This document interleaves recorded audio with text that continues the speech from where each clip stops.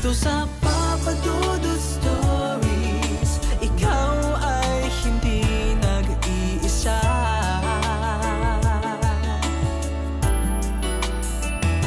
May ilang tao na may kakayanan na makakita ng mga kaluluwa at kung ano-ano pang mga elemento. Ang iba ay nagagawa pa nilang makausap, ngunit meron din naman na hindi alam kung paano gagamitin ang ganitong kakaibang kakayahan dahil sa pinangungunahan sila ng takot. Bago po tayo magpatuloy ay ini-invite ko po kayong lahat na mag-subscribe sa aking YouTube channel. Hanapin din po ang Kaistorya YouTube channel at Papa Dudut Family YouTube channel. Sana po ay suportahan po ninyo ang lahat ng mga channel na ito. Mga ka-online, ano ang gagawin mo kung sakali na halos araw-araw ay may nakikita kang mga hindi nakikita ng normal na mga mata? Masasabi mo bang regalo o isang sumpa ang ganitong kakayahan? Dear Papa Dudut, magandang araw po sa ating lahat. Isa po akong fan ng channel mo, Papa Dudut. At lahat ng upload mo ay pinakikinggan ko, lalo na kapag horror. Pero kahit horror ang pinakikinggan ko ay may aral pa rin akong nakukuha sa bawat kwento. Itago niyo ako sa pangalang Iris. Sa kasalukuyan ay 31 years old na ako at may sarili ng pamilya. Ang aking ikakwento ay nangyari noong bata pa ako kasi doon nagsimula ang katatakutan sa aking buhay.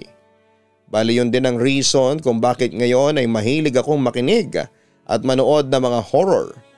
Hindi ko nasasabihin ang eksaktong lugar kung saan nangyari ang lahat pero Calabarzon yon. Lumaki ako sa isang probinsya. Hindi naman ganong kayaman ang family ko, sakto lang. Nakakaraos sa buhay.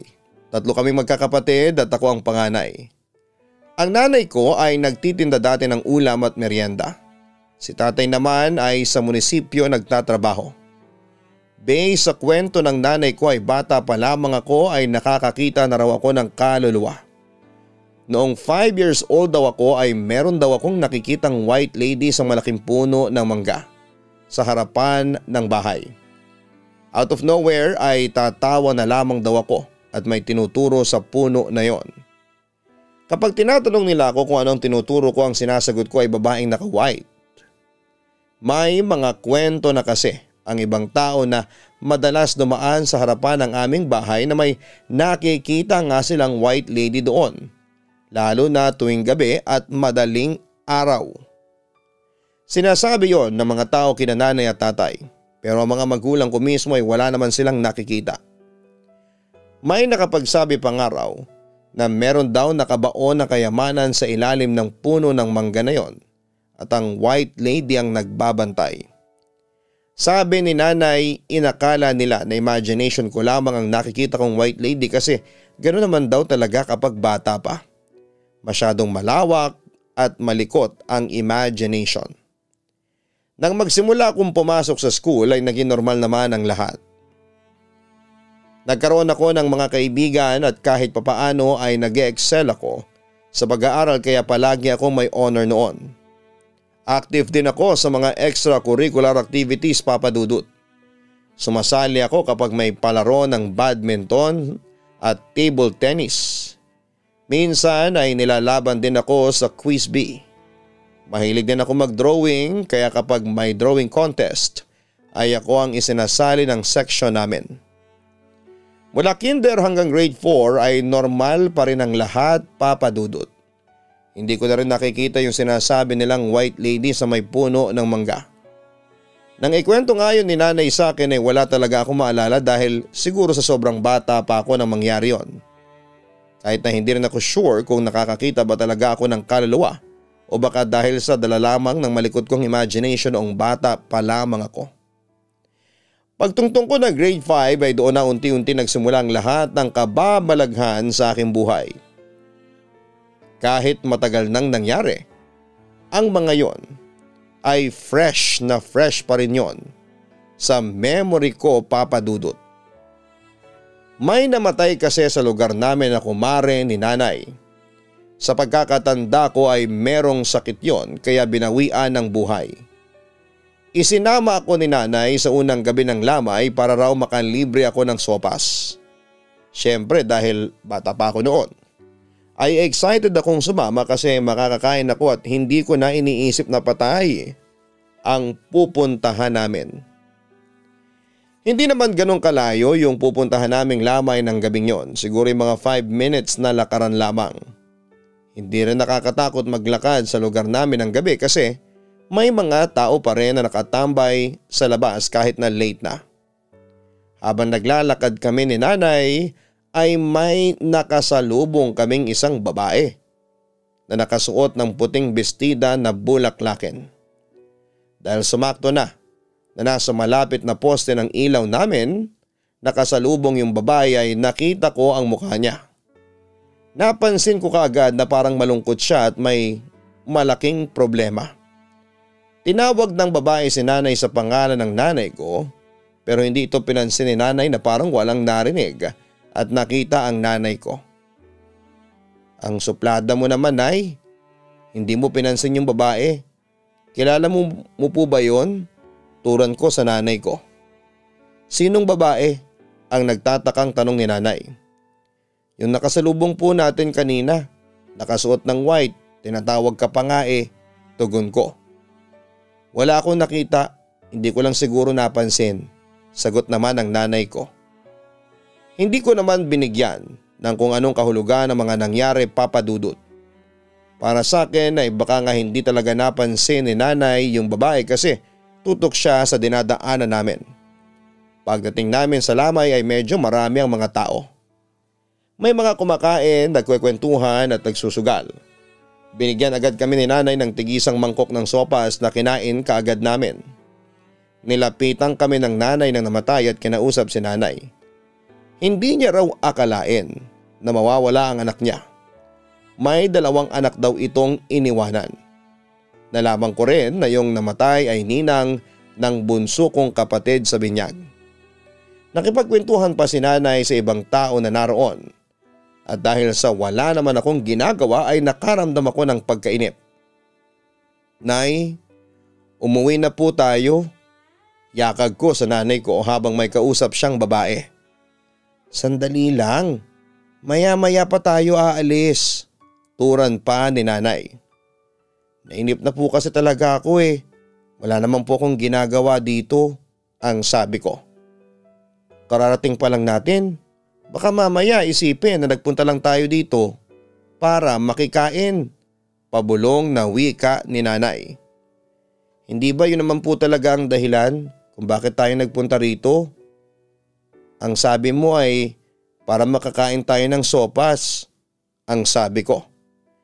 Tinakpan ni nanay ang bibig ko gamit ang kamay niya at pinanlakihan niya ako ng mga mata na para bang nagbabanta na siya sa akin.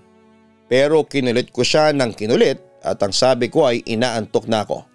Hanggang sa nainis na nga si nanay sa akin at ang sabi niya kung alam niya na mag-aayak agad akong umuwi ay hindi na sana niya ako isinama.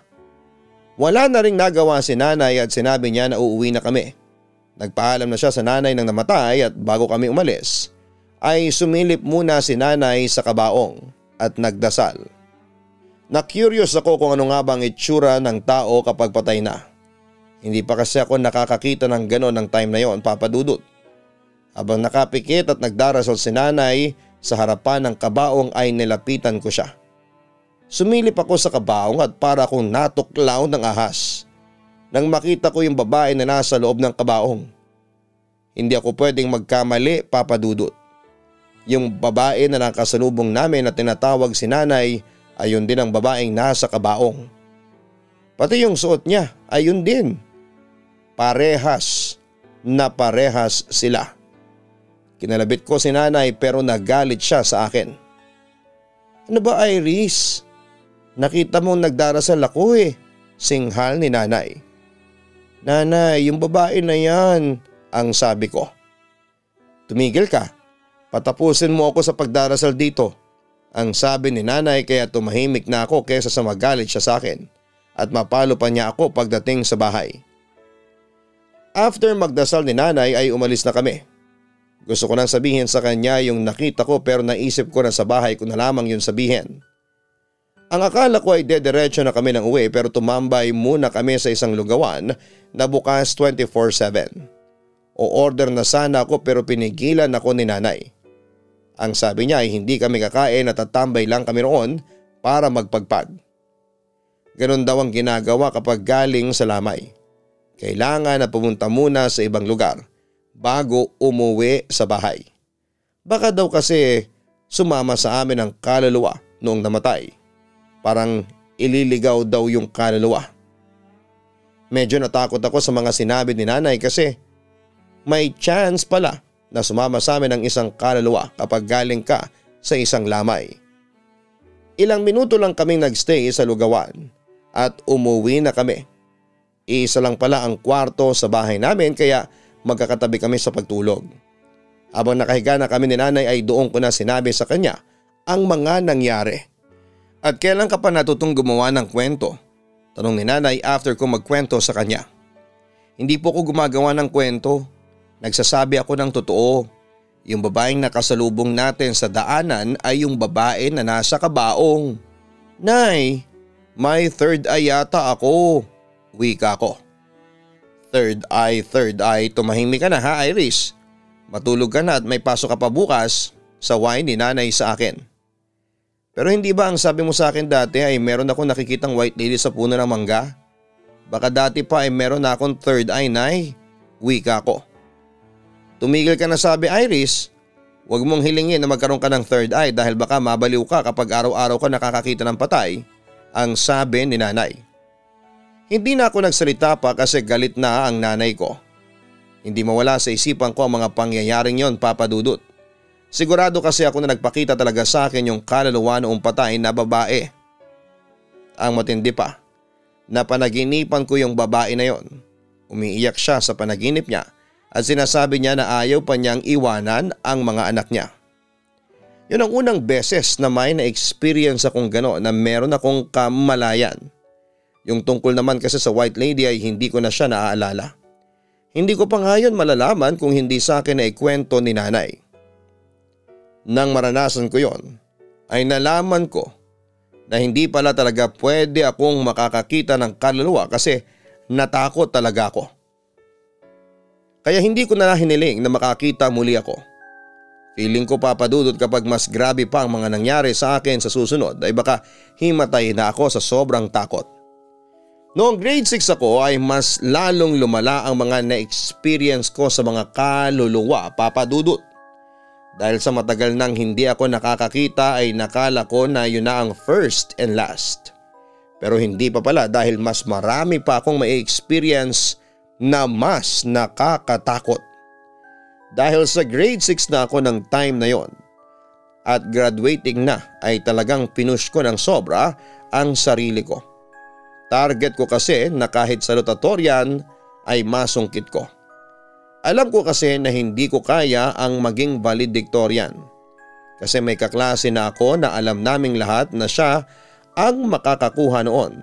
Isa pa ay may narinig ako na makakakuha ng college scholarship at malaking tulong yon sa akin at sa mga magulang ko. Kung dati nag-aaral ako ng mabuti, sinabi ko sa sarili ko na mas mag-aaral pa ako ng mas mainam.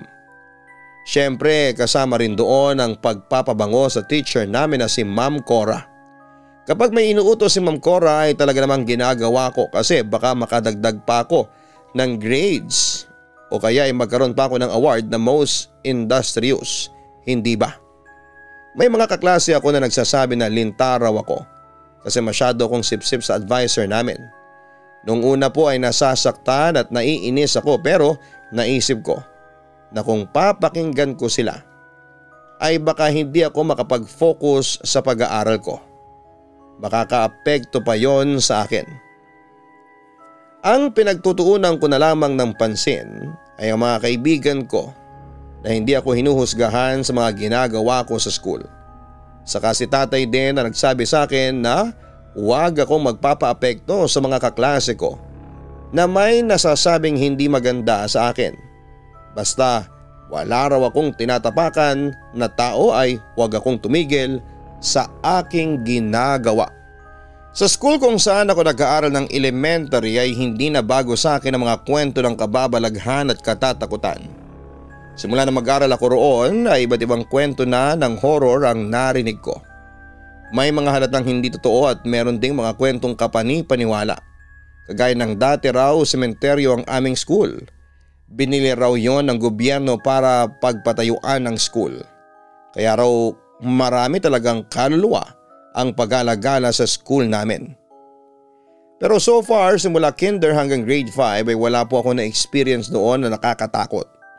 Naalala ko rin noong grade 4 kami ay may isang grade 5 student na sanapian daw ng duwending pula. Takot na takot ang lahat kasi pinakamasama raw ang ganong klase ng duwende. Nakita ko mismo yung estudyante yon habang sinasapian siya. Ang lit ng boses niya tapos galit na galit siya. Nanlilisik ang mga mata niya at nang aatake siya. Dalawang lalaking teacher na ang humawak sa kanya pero ang lakas-lakas niya at nagagawa pa niyang makawala. Nilubayan lamang siya nang nakasapi sa kanya nang dinasalan siya ng isang babaeng teacher. Nang mahimasmasan yung estudyante ay wala siyang naalala sa mga nangyari. Ang huli raw niyang natatandaan ay nagpunta siya roon sa puno ng balete na nasa likod ng school para mag-review. Kaya pinagbawalan na ang kahit na sinong magpunta sa puno na yon, Papa Dudut. Noong grade 6 kami ay nasa 3rd floor ang aming classroom. Nakakapagod nga kasi ang taas ng hagdanan na kailangan naming akyatin araw-araw. Pero mas okay doon kasi mataas tapos ay malamig. Hindi kagaya sa ibaba na mainit ang mga classroom kahit pa merong mga electric fan. Biyernes noon at malapit na ang buwan ng wika. Sinabi sa amin ni Ma'am Cora na kailangan naming lagyan ng decoration ang aming classroom na ang theme ay buwan ng wika. Sino sa inyo ang pwedeng tumulong sa akin bukas para sa pagde-decorate? Yung mga walang gagawin kahit na 6 lang sa inyo ay okay na. Sabi ni Ma'am Cora sa aming lahat bago kami mag-uwian. Siyempre nag-volunteer ako na isa ako sa 6 na estudyanteng tutulong sa pagde-decorate ng aming classroom. Kinantsawan ako ng iba naming kaklase na ako na naman daw. Dapat daw ay iba naman. Pero hindi ko sila pinakinggan lalo na nang pinili ako ni Ma'am Cora. Alam kasi ni Ma'am na maaasahan talaga ako pagdating sa mga ganong bagay. Saka magagamit din namin ang talent ko sa pagdodrawing kaya hindi na ako nagulat nang isa ako sa mga pinili niya. Natuwa ako ng 2 sa mga kaibigan ko ang napili ni Ma'am Cora. Sina Abigail at Ana. Mas okay sa akin na may makakasama ako na ka-close ko. Kinabukasan araw ng Sabado sa almusal pa lamang kaya nagpaalam na ako kay nanay na may gagawin ako sa school. Nagduda pa siya sa akin kasi baka raw gagala lamang ako kasi gusto kong tumakas sa mga gawaing bahay. Kapag weekend kasi ay tumutulong kami sa paglalaba kay nanay. Sa huli ay naniwala naman si nanay sa akin kaya pinayagan na rin niya ako, Papa Dudut. Dinaanan ko sa bahay nila si Abigail. At saka namin pinuntahan si Ana para magkakasabay na kaming pumunta sa school. Pagdating namin sa aming classroom ay naroon na yung 3 pa naming kaklase. Wala pa raw si Ma'am Cora. Nagkwentuhan muna kami at maya-maya ay dumating na si Ma'am Cora. Dala na niya ang mga kailangan sa pagde-decorate. Inumpisahan na kaagad namin ang pagde-decorate, Papa Dudut. Si Ma'am Cora ang nagbigay sa amin ng instructions. Minsan ay hinihingi niya rin ang opinyon namin kung ano nga ba ang mas magandang design at kulay. Bandang alas 11 ng umaga nang tanungin kami ni Ma'am Cora kung nagugutom na ba kami. Huwag daw kaming mag-alala kasi siya ang bahala sa lunch at merienda namin. Paniguradong aabutin daw kami ng hapon bago namin matapos ang decoration sa aming classroom. Kailangan na raw naming matapos yon kasi may contest daw sa school na pagandahan ng decorations. Ang mananalo ay may premyo na pera at 2 electric fan. Kaya dapat daw ay galingan namin. Ang sabi ni Ma'am Cora ay sa karinderya sa labas ng school na lamang kami kumain at pumayag naman kami. Tumigil muna kami sa aming ginagawa at bumaba na kami. Pagdating sa ibaba ay natigilan bigla si Ma'am Cora. Naku, tumatanda na talaga ako. Nakalimutan ko yung wallet ko sa room natin. Bulalas ni Ma'am Cora. Ako na po ang kukuha ma'am, saan po ba nakalagay? Turan ko. Sige ikaw na Iris, hintayin ka na lang namin dito sa ibaba. Nandun sa sulong ng table ko. Dalhin mo na rin yung bag ko kasi nandun yung wallet ko. Tugon pa ni Ma'am Cora. Mag-isa akong bumalik sa classroom namin at ipinahiram sa akin ni Ma'am Cora ang susi ng aming room kasi nilock na niya yon bago kami bumaba. Pagpasok ko sa classroom namin ay kinuha ko na yung bag sa sulong ng table ni Ma'am Cora. Lumabas na rin ako kaagad at nilock ang pinto. Naglakad na ako nang may nakita ako sa gilid ng mata ko sa loob ng kalapit na classroom ng aming room, Papa Dudut. Gawa kasi sa glass ang mga bintana ng mga room kaya makikita talaga yung nasa loob. Nagkataon pa na walang kurtina ang room na yon. Tumigil ako sa paglalakad kasi may nahagip ang mata ko sa loob ng classroom na yon. May isang batang babae na nakatayo malapit sa bintana pero nandun siya sa kabilang side kaya medyo malayo siya sa akin. Nakatalikod siya kaya hindi ko nakikita ang mukha niya. Nagtaka ako kasi iba ang uniform niya sa uniform namin. Maikli ang buhok niya hanggang batok niya. Nakaharap siya sa may bintana na para bang meron siyang tinatanaw sa may labas. Tinignan ko ang pinto ng classroom na yon at nakakandado. Mas lalo ako nagtaka kung paano siya nakapasok, Papa Dudut. Kinato ko ang glass window para makuha ko ang atensyon ng batang babae pero parang wala siyang narinig. Hindi siya lumingon sa akin at hindi man lang siya gumalaw. Naisip ko kasi na baka kailangan niya ng tulong. Baka nakulong siya roon kasi nakalock sa labas. Mas nilakasan ko ang pagkatok sa bintana hanggang sa mabagal siyang pumihit paharap sa akin. Nagtaka ako kasi hindi ko masyadong makita ng maayos ang mukha niya. Hindi ko maintindihan kung malabo na ba ang mata ko o sadyang malabo talaga yung mukha ng batang babae. Habang nakatingin ako sa kanya ay unti-unting bumigat ang pakiramdam ko at para akong naiiyak sa dahilan na hindi ko alam. Hindi ko na alam kung gaano ako katagal na nakatitig sa kanya. Nagulat na lamang ako nang bigla akong tawagin ni Ana. Napatingin ako kay Ana habang papalapit siya sa akin. Uy, kanina ka pa naming hinihintay sa ibaba kaya pinasunod na ako ni Ma'am Cora kasi baka kung ano nang nangyayari sa iyo. Turan pa ni Ana. May batang babae kasi sa loob nitong classroom eh. Sabi ko sabay turo sa kinakaroonan ng bata. Ha? Nasaan? Wala naman eh. Nananakot ka lang, Iris. Ang natatawang sabi pa ni Ana. Nang tingnan ko ulit yung kinakatayuan ng bata ay wala na siya doon, Papa Dudut. Nandyan siya kanina lang. Hindi kita tinatakot, giit ko. Sinilip namin ang buong loob ng classroom kasi baka nagtago lang sa kung saan yung batang babae pero hindi ko na talaga siya nakita pa. Tinawanan ako ni Ana kasi imposible raw na may makapasok doon kasi may kandado sa labas ng classroom. Kung nakulong naman daw yon, doon ay malamang ay umiiyak na yon at sumisigaw para humingi ng tulong. Oo nga, may point si Ana. Naisip ko na dapat ay hindi lang basta humarap sa akin yung batang babae kung talagang aksidente siyang nakulong sa classroom na yon. Buwaba na kami at pinuntahan sina Ma'am Cora.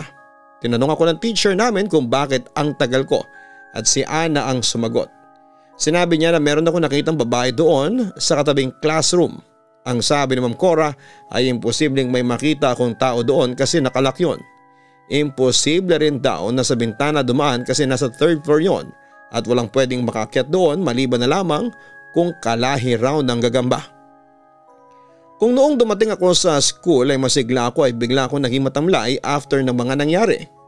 Napapaisip ako kung tao ba o kaluluwa ang nakita ko, Papa Dudut. Pero mas malakas ang hinala ko na multo yon kasi bigla siyang nawala ng ganon kabilis.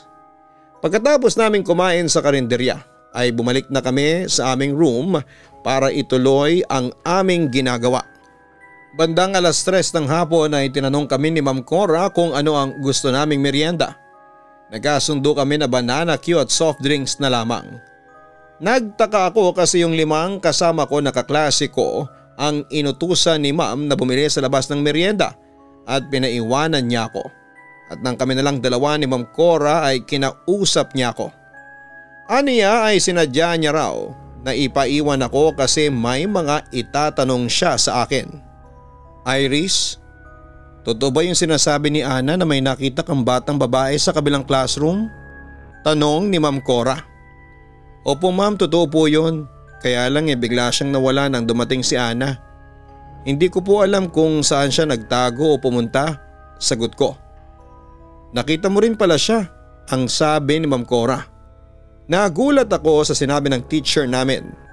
Tinanong ko siya kung nakita na rin ba niya yung batang babae sa kabilang classroom at ang sabi niya ay maraming beses na. Doon niya sinabi sa akin na kaluluwa yon ng isang dating estudyante na namatay sa kinakatayuan ng school building na yon.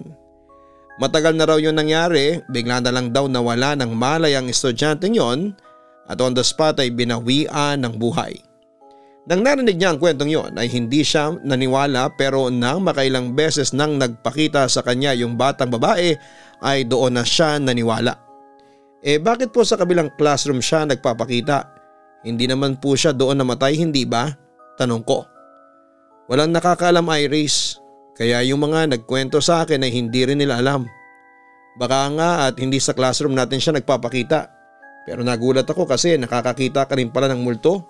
Ang sabi ni Ma'am Cora. Kahit po ako ay nagtataka. Ang totoo po niyan, pangalawang beses ko pa lamang pong nakakakita. Yung una ay nung may pinuntahan kami ng nanay ko na Lamay. Nakita ko po yung kaluluwa ng patay. Tapos ang sabi po ni nanay sa akin noong bata pa ako ay meron ako nakikitang white lady sa puno na nasa harap ng aming bahay. Pagkukwento ko. Inamin sa akin ni Ma'am Cora na hindi niya alam na bukas pala ang third eye niya. Hindi rin daw siya naniniwala sa mga multo at ang nakapagpabago lang ng paniniwala niya ay yung batang babae na yon, Papa Dudut. Ang sabi sa akin ni Ma'am Cora ay baka unti-unti nang bumubukas ang third eye ko. Natakot ako kasi ayoko magkaroon ng ganong kakayahan. Baka kasi araw-araw ay makakita ako ng kaluluwa tapos ay takutin o guluhin nila ako. Naintindihan daw ako ni Ma'am Cora kasi ganon din daw ang nararamdaman niya nung una. Hanggang sa panahon daw na yon ay unti-unti pa rin niyang tinatanggap ang kakayahan niyang yon. Pinayuhan ako ni Ma'am Cora na kung sakali na makakita ulit ako ng multo ay huwag kong pansinin. Isipin ko na raw na hindi ko sila nakikita o naririnig. Kaya lang minsan daw ay mahirap na malaman kung tao ba o multo ang nakikita. Kasi may ibang kaluluwa na aakalain ko raw talaga na buhay. Kahit daw siya ay nahihirapan pang malaman kung buhay o patay na ang mga taong nakakasalubong at nakikita niya. Sinabi pa ni Ma'am Cora sa akin na gamitin ko ang aking pakiramdam. Kapag daw may naramdaman akong kakaiba o ibang emosyon sa isang tao ay malaki ang chance na patay na ito o isa itong kaluluwa. Nang dahil sa naging pag-uusap namin ni Ma'am Cora kahit paano ay naintindihan ko na ang lahat. Naisip ko na baka nga noon pa ay nakabukas na ang aking third eye. At may mga kaluluwa na akong nakikita pero hindi ko lang alam na kaluluwa pala sila. Natakot din ako kasi hindi ko gusto na makakita ng patay araw-araw. Baka sa akin pa sila humingi ng tulong sa paghahanap ng hustisya kagaya ng mga napapanood ko sa pelikula. Ang gusto ko lang naman ay ang mabuhay ng normal kagaya ng iba, Papa Dudut. Simula rin nang ma-confirm ko na multo nga yung batang babae ay hindi na ako tumingin sa kapalit na classroom ng aming room sa tuwing napapadaan ako doon. Diretso na ang tingin ko at feeling ko kasi ay makikita ko ulit siya roon. Pero tama nga si Ma'am Cora. Minsan akalain mo talaga na normal na tawang isang kaluluwa kagaya noong nangyari sa akin doon sa batang babae na yon. Hindi ko na rin muna ipinaalam sa nanay ko ang tungkol sa aking kakaibang kakayahan. Kasi alam ko na magagalit siya at iisipin pa niyang gumagawa ako ng kwento. Hindi ko naman kailangan gumawa ng kwento kasi hindi ako sinungaling na tao. Sa paglipas ng mga araw, nararamdaman ko na nakakaramdam na rin ako ng mga kaluluwa sa isang lugar. Kagaya nang pumunta ako sa bahay ni na Ana kasi gagawa kami ng project. Biglang bumigat ang pakiramdam ko. May nakikita akong anino sa may kusina nila kaya nagtanong ako kay Ana kung meron bang namatay sa bahay nila. Ang sabi niya ay doon namatay ang lola niya. Hindi na raw ito nagising ng makatulog, parang binangungot daw. Kinalabutan ako kasi yung anino na nakita ko ay parang matandang babae. Bakit mo pala naitanong? Tanong ni Ana. Nafe-feel ko kasi na may kaluluwa sa bahay ninyo. May third eye kasi ako. Pag-amin ko. Hala, totoo. Ang cool naman. Pero tama ka kasi madalas na magpakita si Lola sa bunso kong kapatid. Minsan tumatawa siya ng mag-isa tapos sinasabi niya na kalaro niya si Lola. Hindi naman niya naabutan ng buhay si Lola kaya nagtataka kami kung paano niya nalaman ang tungkol kay Lola. Ang turan pa ni Ana. Anong cool sa nakakakita ka ng kaluluwa? Tanong ko. Wala lang kasi may ganyang kakayahan ka. Ako nga gusto ko makausap o makita si Lola pero hindi nangyayari. Siguro dahil wala akong third eye, ang sabi pa ni Ana. Nag-request pa si Ana na baka pwedeng kausapin ko ang lola niya at baka meron itong nais sabihin. Tinanggihan ko yon, Papa Dudut. Ang sabi ko ay ayokong kumausap ng kaluluwa dahil natatakot ako. Isa pa ay wala akong ideya kung paano ba yun gawin. Nag-aalala rin kasi ako na baka kung ano pa ang mangyari sa akin once na subukan kong kumausap ng patay na. Malay ko ba kung may kapalit yon? Siyempre safety first muna. Hindi naman ako pinilit ni Ana na kausapin ko ang lola niya pero nagsisi rin ako na sinabi ko sa kanya ang tungkol sa kakayahan ko. Halos araw-araw niya rin kasi akong kinukulit at tinatanong kung meron ba akong nakikita o nararamdaman na multo lalo na kapag nasa school kami. Para bang na-amaze siya masyado sa akin dahil open ang third eye ko. Kaya sinabihan ko na rin si Ana na huwag niya akong palaging tanungin ng ganon kasi hindi ako komportable. Baka kasi may makarinig pa sa amin at isipin na weirdo ako. Baka yun pa ang maging way para mabully ako sa school. Paminsan-minsan ay nagkakausap kami ni Ma'am Cora. May mga nakukuha akong tips sa kanya. Isa pa'y masarap pala na may nakakausap ka na kagaya mo. Mas naiintindihan niya ako at nakikinig siya sa mga kwento ko ng walang judgment. Sa totoo lang ay marami akong nararamdaman na kaluluwa sa school namin, Papa Dudut. Nang maging aware ako sa aking kakayahan ay mas lumakas ang pakiramdam ko pagdating sa ganong klase ng mga bagay. Nakakatakot lang din talaga kasi baka may kausap na pala ako tapos ay patay na pala. Tapos may makakita sa akin at isipin na nasisiraan ako ng ulo. Isa pa ay hindi ko makakalimutan, Papa Dudut, ay noong nagkaroon kami ng field trip. Una naming pinuntahan ang isang sikat at historical na lugar sa Maynila. Ang dami ko nakitang kaluluwa doon na gumagala. Para nga lang talaga silang buhay na tao pero alam ko na patay na sila kasi iba ang kasuotan nila. Makaluma ang suot nila, Papa Dudut. Akala ko ay kaya ko pero talagang sumama ang pakiramdam ko at hindi ko na kinaya pa. Nagpaalam na ako sa mga kaibigan at teacher ko na sa bus na lamang ako magpapahinga. Habang mag-isa ako sa bus ay pinuntahan ako ni Ma'am Cora at kinausap. Marami ka rin nakikita sa loob, no? Tanong ni Ma'am Cora.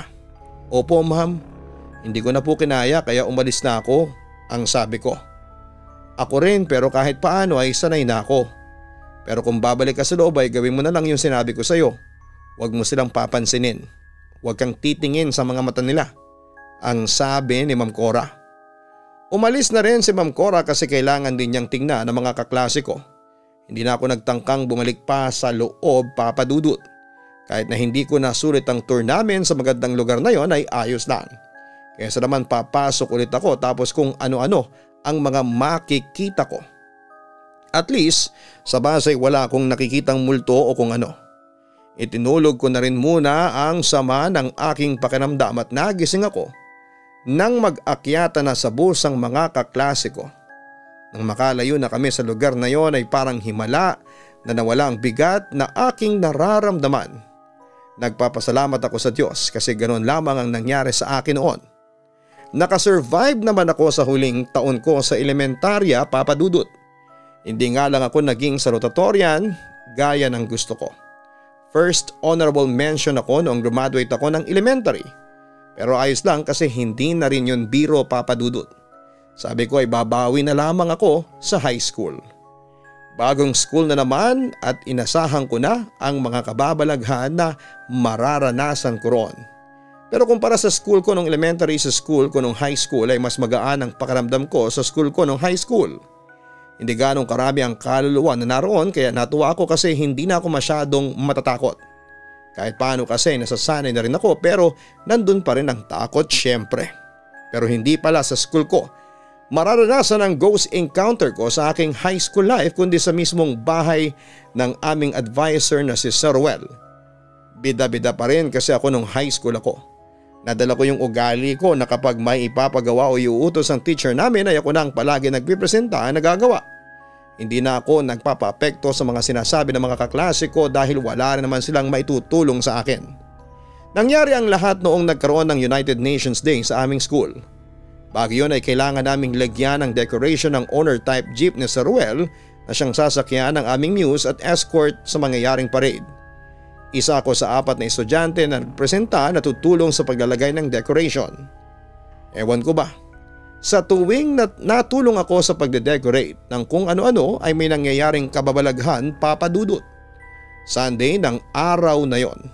Pumunta na ako sa bahay ni Sir Ruel at nasa harapan ng bahay nila ang honor type jeep na lalagyan namin ng decoration at pagagandahin.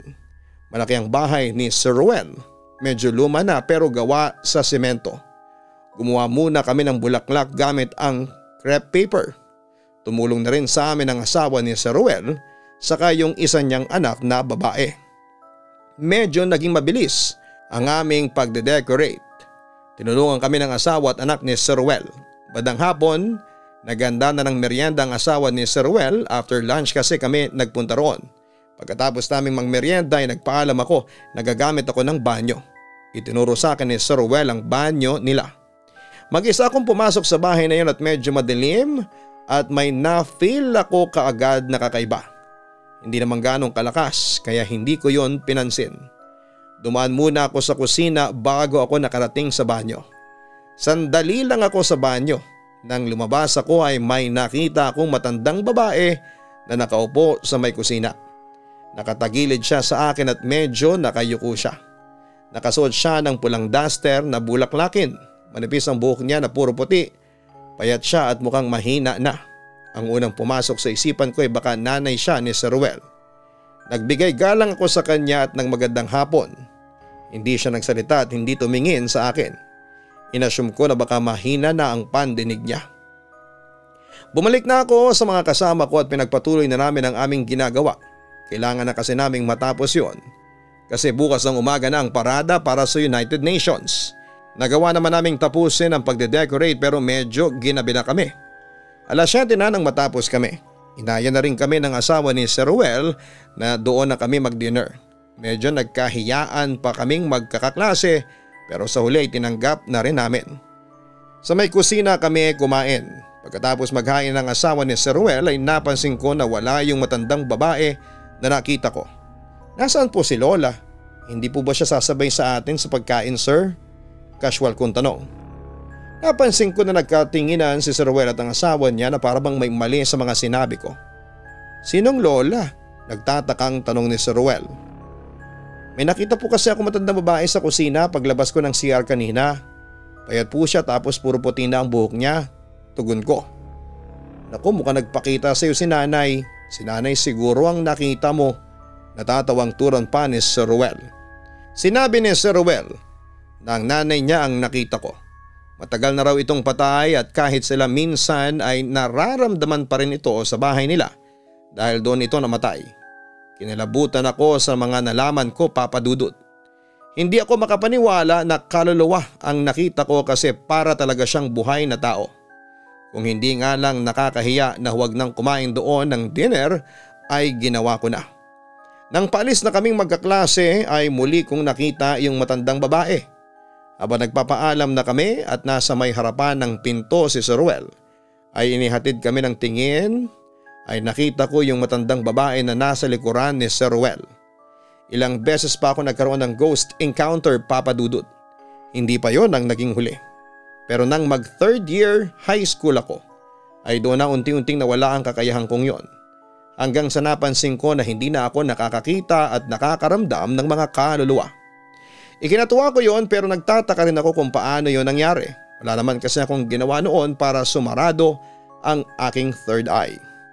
Hanggang sa ngayon ay hindi na ako nakakakita ng mga multo. Dati tuwang-tuwa pa ako kasi magiging normal na ang buhay ko pero may isang point sa buhay ko na gusto ko ulit bumukas ang aking third eye. At yon ay noong namatay ang tatay ko. Talagang hiniling ko sa Diyos na sana'y buksan ulit ang aking third eye kasi gusto kong makita at makausap muli si tatay. Lubos na nagmamahal, Iris. May mga bagay o kakayahan tayong natatanggap na hindi natin gusto kasi hindi natin alam kung paano po yun gamitin. Ngunit kahit na anong kakayahan ang meron tayo, nararapat na gamitin natin ito sa tama at makataong paraan. Para po sa ating mga nakikinig, iwasan po natin ang pambubuli sa ibang talent natin sa ating programa. Sila po ay ginagawa ang kanilang best para mapaganda ang kanilang performance sa ating YouTube channel.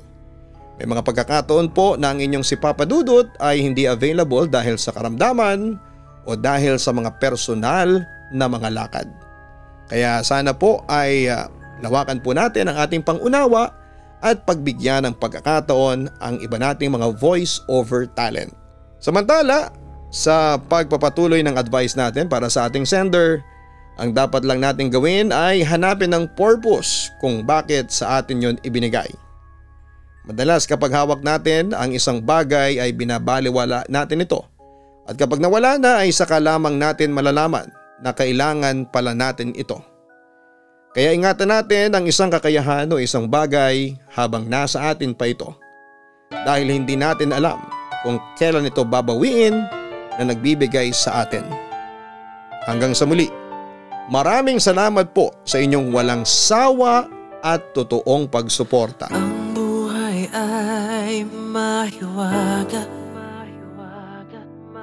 laging may lungkot at saya. Sa Papa Dudut Stories, laging may karamay ka.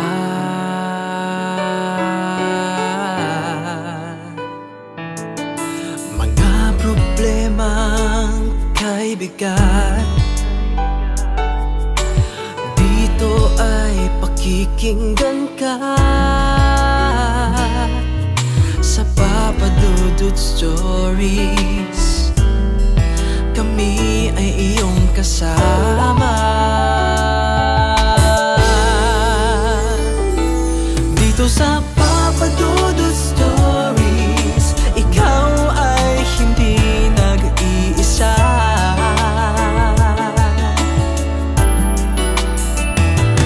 Dito sa Papa Dudut Stories, may nagmamahal sa'yo.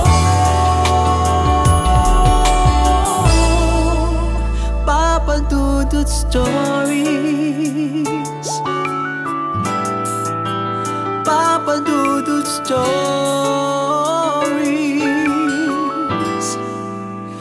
Papa Dudut Stories.